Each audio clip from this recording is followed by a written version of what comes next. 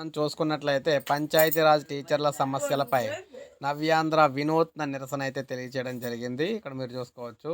రాష్ట్ర వ్యాప్తంగా పంచాయతీరాజ్ పరిధిలో ఉన్న ప్రభుత్వ పాఠశాలలోని ఉపాధ్యాయుల సమస్యలను పరిష్కరించాలంటూ నవ్యాంధ్ర టీచర్స్ అసోసియేషన్ ఆధ్వర్యంలో గత కొద్ది రోజులుగా వినూత్న నిరసన కార్యక్రమాలు చేపడుతూ ఉన్నారు.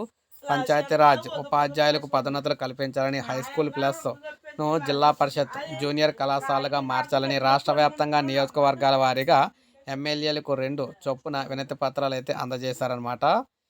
అందులో భాగంగా అసోసియేషన్ నాయకులు పంచాయతీరాజ్ పరిధిలోని అన్ని యాజమాన్య పాఠశాల ఉపాధ్యాయులతో పాటు ప్రధానోపాధ్యాయులు, ఎంఈఓలు భాగస్వాములు కావాలని కూడా పిలుపునిచ్చారు.